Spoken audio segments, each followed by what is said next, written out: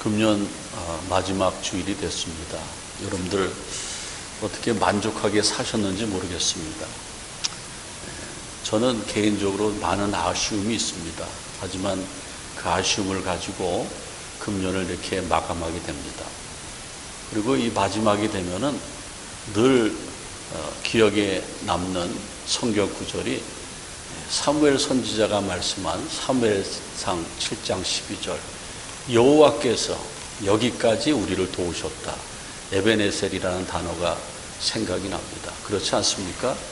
하나님께서 지금까지 도우신 겁니다. 그래서 금년을 은혜로 잘 마감하시고 또 믿음으로 새해를 잘 준비하시기 바랍니다. 여러분, 새해에 어떤 계획이 있습니까? 소원이 있습니까? 여행 가시느라고 저한테 벌써 기도 제목을 탁 던져두고 가신 분들이 있는데, 제가 이렇게 보면은 대단한 계획이 있고 많은 요구사항이 있더라고요. 그런데 당연히 그렇게 해야 돼요. 하나님은 살아계신 분이고 우리의 기도를 응답해 주시니까는 그렇게 해야 되는데, 그 반면에 그럼 하나님은 가만히 계시는가? 아니에요. 우리가 하나님 앞에 이런 요구를 금년에 좀 부족했던 거 새해 좀 달라고 요구를 하지만은 하나님도 분명히 우리에게 원하시는 것이 있다는 사실을 깨달아야 됩니다. 신앙생활은요, 나 혼자 하는 것이 아니고 하나님과 주고받는 거예요. 예배도요, 우리가 올려드리는 게 있고 내려받는 게 있어요. 올려드리는 게 뭐가 있어요? 찬양하지 않습니까? 기도 올려드리지 않습니까? 내려받는 게 뭡니까? 말씀을 받죠, 또 축복을 받죠. 그런 거죠. 그래서 금년을 잘 마무리하시길 바랍니다. 지금의 이 세대는요, 마태복음 24장에 나오는 말세입니다. 지진이 심하고 전쟁이 그치지 않고 사고가 얼마나 많은지 몰라요.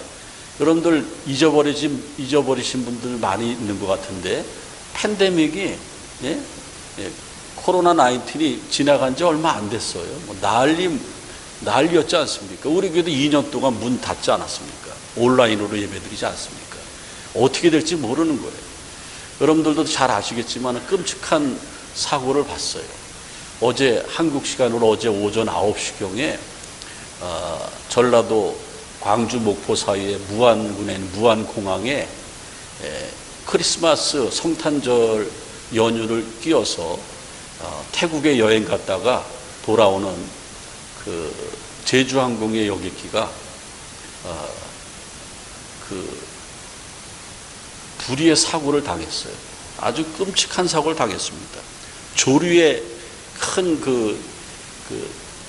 새가 엔진으로 달려도 조류에 충돌을 했고요. 그 다음에 이제 불시착을 해야 되는, 빨리 내려앉아야 되는데 랜딩 기어가 작동이 안 돼서 비행기 밖으로 나오지 않았어요. 그래가지고 순식간에 조종사가 잘 판단했겠지만은 동체를 가지고 그냥 착륙을 했는데 비행기가 폭파됐죠. 폭파됐는데 181명이 탔는데 179명 전원 사망했고 2명이 살아남았는데, 비행기 맨 끄트머리에 남자 승무원, 여자 승무원, 맨 끄트머리에 앉은 그 승무원만 부상을 입은 채로 살아남았다고 합니다. 이런 일을 보면서 얼마나 마음이 아픈지 몰라요. 우리는 한 치 앞을 내다볼 수 없어요. 금년을 마감하고 내년도를 희망 가운데 기다리지만은 어째 이런 일이 있을까? 그래서 저는 섬찟하더라고요. 금년이 이렇게 넘기기 힘든가? 우리는 미국에서 이민와 살지만은 요즘에는 인터넷이 얼마나 발달됐는지 한국에 있는 소식이 바로 우리가 한국 사는 것 같지 않습니까? 그냥 대통령이 비상계엄 선포했다고 그러고 지금 난리가 아니지 않습니까? 한국 뉴스 가만히 틀어보면은 광화문에서 그냥 양대 산맥들이 막 싸우면서 데모하죠. 막 그러고 있는데 또 비행기가 또 이렇게 사고가 나가지고 연말에 179명이 사망했어요. 어떻게 수습을 해야 될지 모를 거예요. 마음이 안정이 안 돼요.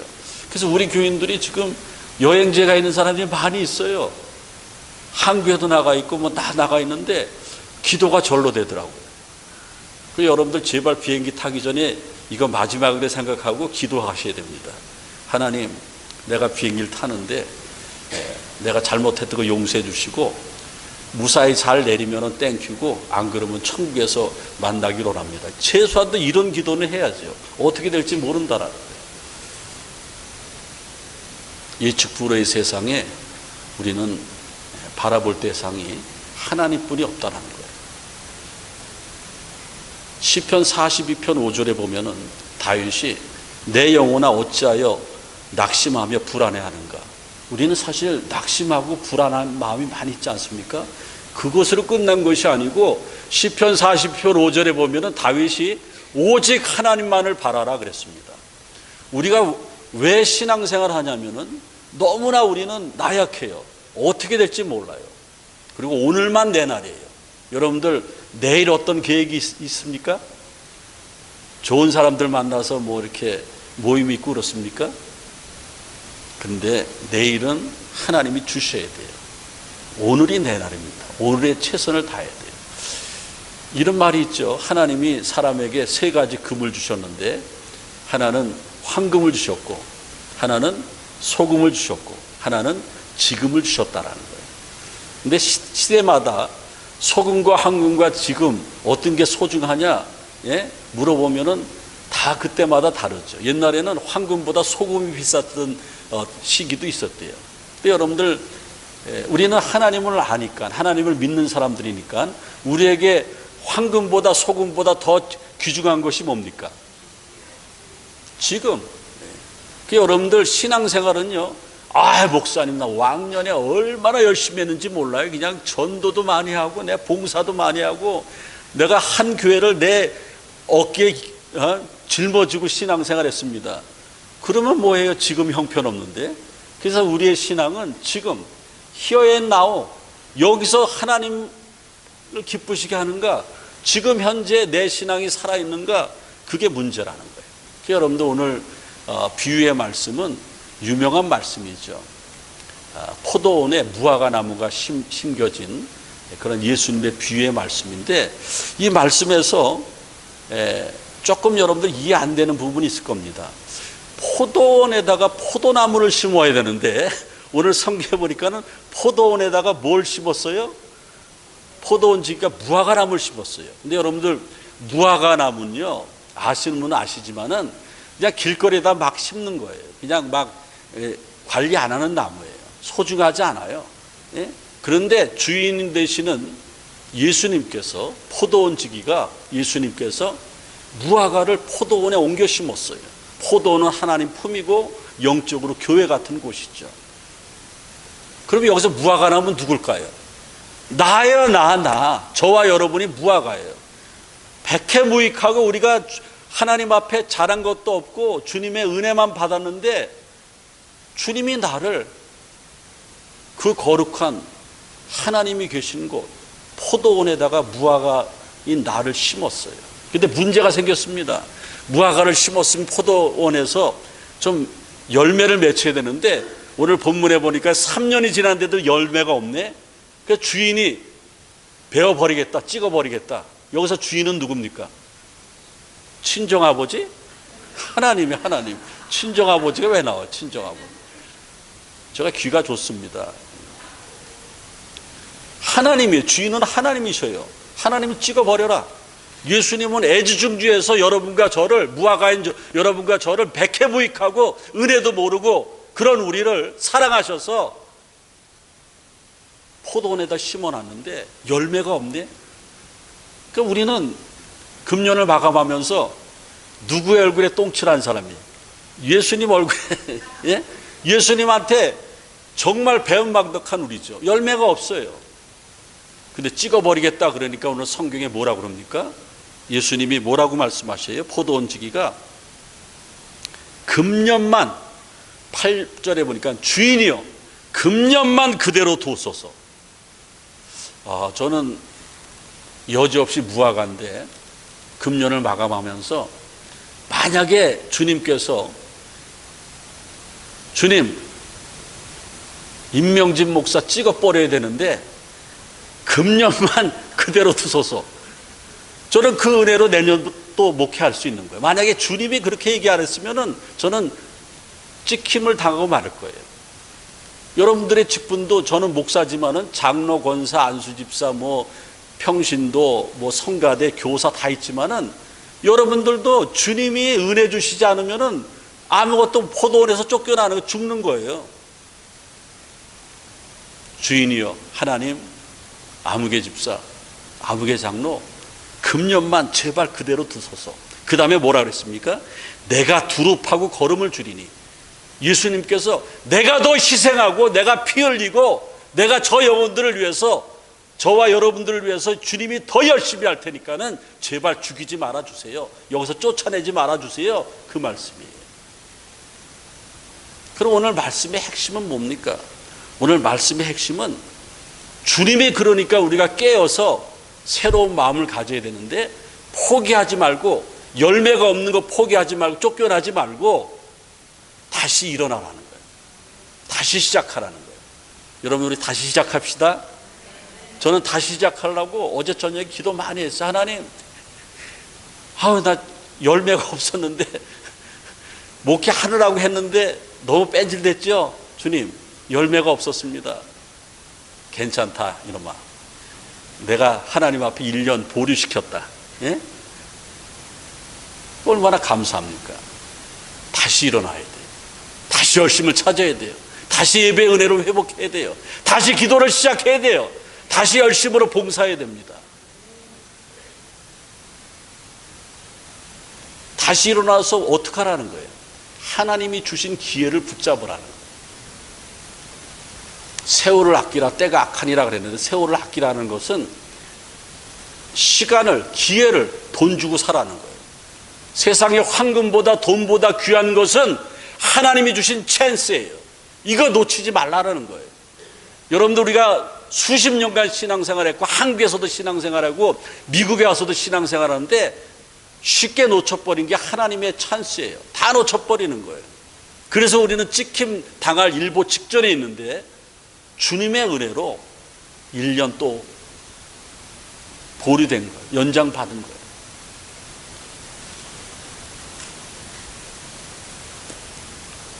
C.S. 루이스가 지은 천국과 지옥의 이원이라는 책에 보면은, 지옥의 사람들은 기회가 주어졌는데 천국행을 거부하고 있는 사람들이 지옥의 사람들이에요.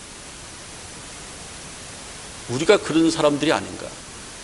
그 책에 보면은 지옥의 환경은 엄청 뜨겁다고 그랬어요. 매일 비가 오고 우중충하고 어두운 거리에 있고 사람들이 살고 싶지 않은 그러한 환경이라는 거예요. 근데 어쩔 수 없이 그 사람들은 거기서 계속 살아요. 근데 좋으신 하나님, 선하신 하나님은 매일같이 천국의 셔틀버스를 지옥문 앞에 보내는 거예요. 아무나 타라. 아무나 타면은 마지막 기회인데 회개하고 아무나 타면은 천국으로 데려가겠다. 근데 사람들이 쭈삣 나와서 보다가 타요, 안 타요? 책을 안 봤으니까 모르지. 안 타요. 안 타요. 왜 안 타냐면은 천국 가면은 못할 일이 많은 거예요. 남들 뒷담화도 해야 되고, 그런데 천국 가면 그런 거 못해요. 예? 그리고 세상에 자기가 가지고 있는 명예, 계급장이 많지 않습니까?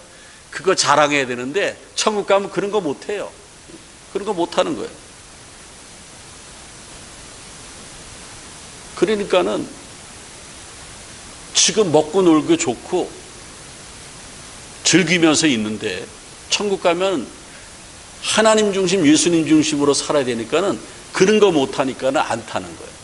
근데 여러분들, 하나님이 천국행 셔틀버스를 매일같이 보내주지만은 중단될 때가 있다라는 거예요. 기억하세요, 여러분들. 여러분들은 지금 이 송년주일에 하나님 앞에 나왔어요. 제 설교가 그렇게 뭐 은혜롭지도 않은데 은혜로운 척하면서 눈을 감고 이러는데 그러다 좁니다. 눈 번쩍 뜨세요. 두 분이 꼭 그러시네. 은혜롭지도 않은데 막 그러세요. 잘 들어야지. 금방 설교 끝날 텐데. 지금 여러분들 여기 나와 있는 이유는 하나님이 보내주시는 천국행 셔틀버스를 타려고 왔어요. 오늘 타기를 원하십니까? 그 사람들만 타세요. 찬스를 놓치면 안 된다는 거, 큰일 나는 거예요. 예? 오늘 누가복음의 저자 누가는 회개할 기회가 무한정 주어지지 않았다는 것을 강조하고 있어요. 말씀에서 내가 하나님을 만날 기회가 무한정 이렇게 길지 않다라는 것을 말씀해 주고 있어요. 우리 주변에서 갑자기 돌아가시는 분들 보세요. 저 사람이 어떻게 저렇게 일찍 돌아가시지? 찬스 놓치지 마세요. 그 다음에 나일 수도 있다라는 거예요. 그 다음에 왜 우리는 이 마지막 때에 다시 일어나야 되냐면은 영적인 노력이 필요해요. 그냥 이루어질 수 있는 것이 아니라는 거예요. 영적인 노력이 필요해요. 보세요. 예수님은 우리를 위해서 얼마나 노력하시나. 8절에 보면은 주인이신 하나님께 대답하여 이르되 주인이여 금년에도 아무개 집사를 1년만 더 내버려 두세요. 그런 거예요. 금년에도 아무개 권사를 1년만 더 내버려 두세요.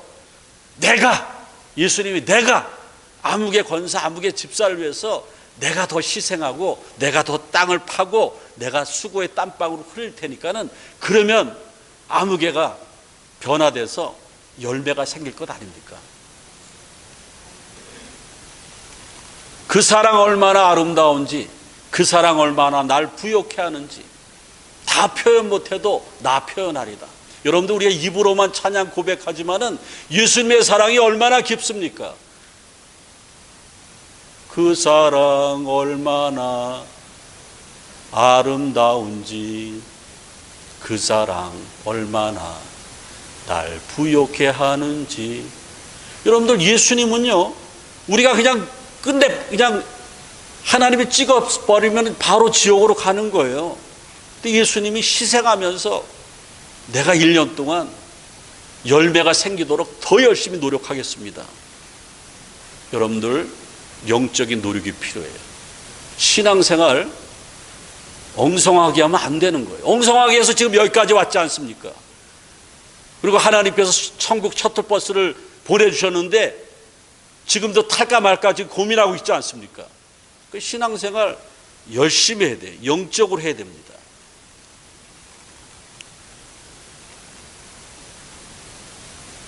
세상에도요, 열심히 있는 사람들 저렇게 잘 돼요. 제가 자료 화면에 어느 선수가 나옵니까? 여러분들이 좋아하는 손흥민 선수. 저 사람이 고향이 강원도 춘천이래요. 강원도 사람들이 운동도 잘하나 봐요. 저는 제 고향이 거기라고 얘기한 적은 없습니다. 여러분들이 웃어서 그렇지. 제가 요즘에 사는 재미가 없어요. 한국 때문에 사는 재미가 없는데 손흥민 선수가 며칠 전에 맨유하고 경기를 하는데, 맨유는 굉장히 잘하는 팀 아닙니까? 영국에서 토트넘보다 더 잘하는 팀인데 코너킥을 얻어가지고, 코너킥을 한번 여자분들은 축구 잘 모를 텐데 뻥 차면은 저쪽에 있는 골 근처에 있는 우리 우군 팀들이 헤딩으로 해서 골을 넣는 거 아닙니까? 근데 손흥민 선수가 찼는데 어떻게 됐어요? 헤딩할 필요도 없이 저쪽으로 쫙 하는데 스핀을 먹어가지고 팍 꺾어져가지고 골링. 저는 저거 보고 아주 그냥 너무 좋았습니다. 그런데 손흥민 선수는 저 아버지 손흥정, 저 생긴 거 보세요. 예? 얼마나 연습을 시키는지 몰라요. 네가 축구 제대로 하려면 오른발잡이지만은 왼발로도 슈팅을 똑같이 해야 된다. 그래서 손흥민 선수는 오른발 슈팅, 왼발 슈팅 강도가 똑같아요. 그러니까 당연할 사람이 없죠. 그리고 얼마나 뛰는 연습을 많이 기초 체력을 단련시켰는지 손흥민 선수가 막 드리블 해가지고 달려가면은 아무도 따라올 사람이 없지 않습니까? 예? 그게 뭐예요? 열심히 연습했다라는 거예요. 우리는 이제 2025년도를 바라보면서 열정을 가지고 열심으로 신앙생활을 해야 됩니다. 그리고 남 탓하면 안 돼요. 신앙생활 하다가 잘 안 되면 남 탓하죠. 여러분들 그 열심으로 이제 교회 봉사하시는 분들 있지 않습니까? 그런데 두 가지예요. 내 열심으로 하는 분들이 있고 하나님의 열심을 가지고 하시는 분들이 있어요. 내 열심으로 하시는 분들은 얼마 못 가서 발병 나요. 예? 자기 의가 있으니까 누가 안 알아주고 부딪히면은 딱 한 방 붙는 거예요. 그래서 신앙에 확 주저앉는 거죠. 그래서 잘못 직분을 받으면은 신앙이 성장하는 것이 아니고 아주 그냥 만신창이 되고 마는 거예요. 그래서 사도 바울은 고린도후서 11장 2절에 보면은 하나님의 열심으로 너희를 위해서 열심을 내노니, 내년에는 여러분들 성가대를 하더라도, 교사를 하더라도, 선교회 회장들을 하더라도 내 열심을 가지고 하지 마시고 하나님이 주시는 열심을 가지고 할 때에 그 열심이 진정한 열심이고 내가 열매 있는 열심이 되는 거예요. 그래서 영적인 노력이 열심히 필요하다는 거죠. 그리고 오늘 주신 말씀 가운데 열매를 맺지 않으면은 찍어버린다고 그랬는데, 열매를 맺으려면 어떻게 되는가? 이 열매라는 헬라어의 그 단어의 원뜻을 보면은 착한 행실이 있는 사람이 열매가 있는 사람이에요. 착한 행실. 그 다음에 하나님의 사람다운 사람, 그리스도인다운 사람이 열매가 있는 사람이에요. 그러기 위해서는 뭐가 있어야 돼요? 그래서 오늘 누가복음 13장 6절로부터 9절에 나오는 이 열매는, 무화과나무 열매는 회개를 얘기해요. 회개에 합당한 열매를 맺을 때에 우리가 하나님 앞에 쓰임받을 수 있고 다시 일어날 수 있다는 겁니다. 회개라는 게 뭐예요? 메타노니아라는 회개라는 것은, 메타라는 것은 변화된다는 것이, 노니아는 머리라는 뜻인데, 회개는 마음과 생각을 바꾸는 거예요. 내 마음과 생각을 내 멋대로 했어요. 근데 이제는 하나님의 뜻대로 바꿔버리는 게 회개예요. 그 회개할 때에 나는 착한 행실을 갖는 사람이 되고, 그리고 그리스도인다운 사람이 돼서 열매를 맺게 된다는 거예요. 힘들어도 우리는 다시 일어나야 되는데 주님을 보고 열심을 가져야 돼요. 포기하지 말아야 돼요. 저기 제가 이제 말씀을 마치면서 링컨 사진을 이렇게 딱 여러분들 보여드리는데, 링컨의 위대함은 대통령이라서 그렇지 않습니다. 노예 해방을 시켜서 위대한 것이 아닙니다. 링컨이 위대한 것은, 그리고 유명한 까닭은 실패를 딛고 다시 일어서는 사람이에요. 한 번이 아니고 여러 번 다시 일어났어요. 우리 믿는 사람들은 하나님을 의지하기 때문에 어떤 어려움, 어떤 실패가 있더라도 포기하면 안 돼요. 피해버리면 안 돼요. 다시 일어나야 돼요. 그게 하나님의 자녀 아닙니까? 링컨 대통령은 1809년에 태어났는데 켄터키주 통나무집에서, 농사하는 집에서 태어났습니다. 그런데 7살 때에 1816년에 링컨의 집이 거덜이 납니다. 토지 소유권 문제가 잘못돼서 땅을 다 뺏깁니다. 그리고 링컨의 나이 9살 때 링컨이 좋아하고 따랐던 어머니가 9살 때 돌아가시는데, 독초를 먹은 소의 우유를 마시고 34살의 어머니가 돌아가십니다. 얼마나 좌절됩니까? 그러다가 1834년에 약혼을 했는데 약혼녀가 사망을 합니다. 1836년에는 신경쇠약으로 병원을 전전긍긍하고 입원도 합니다. 그리고 정치에 입문하면서 하원 선거에 두 번이나 도전을 합니다. 하원 선거에 2번 다 낙선합니다. 그리고 1854년, 1858년에는 상원 선거에 2번이나 도전했습니다. 다 떨어졌어요. 그런데 낙심하지 않았어요. 링컨은 다시 일어납니다. 1860년 링컨 나이 51세에 미국의 대통령으로 당선됩니다. 그리고 링컨이 하는 말이 뭐라고 하냐면은, 내가 걷는 길은 험하고 미끄러웠다. 그렇지만은 나는 자꾸만 미끄러져 바닥 위에 넘어지곤 했다. 그런데 기운을 차리고 일어났다. 괜찮다고 일어났다. 왜냐하면 내가 넘어진 것은 약간 내 인생이 미끄러웠을 뿐이지 낭떠러지는 아니었다. 그리고 뭐라고 얘기하냐면은, 다시 일어나는 일이 중요하다. 다시 일어나서는 일이 너무나 중요하다. 여러분들 지금 신앙생활 만족하십니까? 만족하신 분들은 머리를 오른쪽으로, 만족 안 하신 분들은 제가 알아야 되니까 만족을 다 해야지 제가 설교를 끝내려고 그러는데, 만족하시면 오른쪽으로, 만족 안 하면은 어느 쪽으로? 그건 얘기 안 하겠어요. 하여간 오른쪽만 제가 얘기하겠습니다. 내 신앙에 만족하는 사람이 어디 있겠습니까? 주님을 속상하게 했는데, 사랑의 주님은 나를 살리기 위해서 하나님께 제발 아무개 1년만 더 유보해 주세요. 그리고 내가 더 열심히 내겠습니다.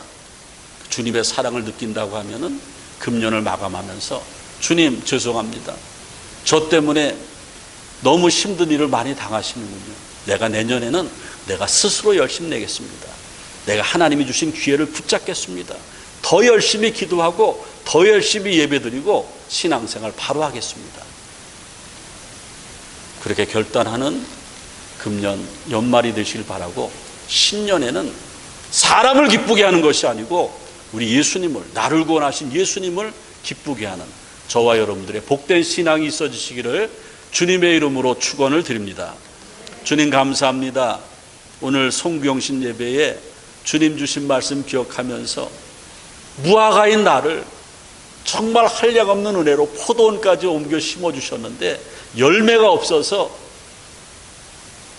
안타깝고 힘든 상황에서 우리 주님의 은혜로 1년 또 연장이 됐습니다. 주님 감사합니다. 금년은 이렇게 마감하지만은 2025년도에는 바르게 신앙생활 하겠습니다. 복되게 살겠습니다. 예수님의 이름으로 기도하옵나이다. 아멘. 우리 찬송가